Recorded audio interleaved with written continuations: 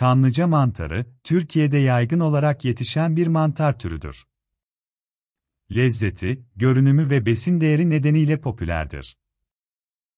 Doğal ortamlarda yetişebilir ve toplama işlemi elle yapılır. Mantarlar salata, tava yemeği, sote veya pasta gibi yemeklerde kullanılabilir veya kurutularak daha uzun süre saklanabilir.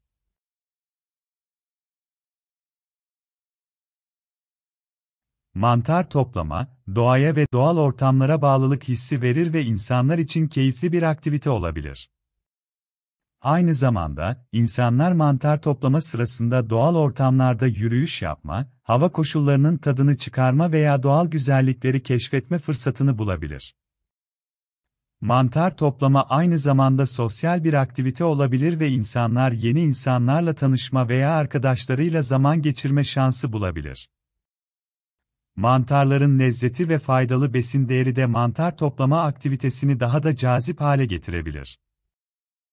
Doğada güzel vakit geçirmek, insanlar için fiziksel ve zihinsel olarak rahatlatıcı ve dinlendirici bir deneyimdir.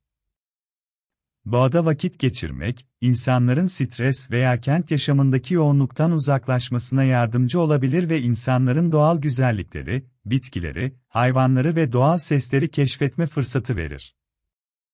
Ayrıca, insanlar doğada daha fazla D vitamini alma şansına sahip olabilir ve içinde bulunduğu ortama daha yakın bağlantı kurabilir.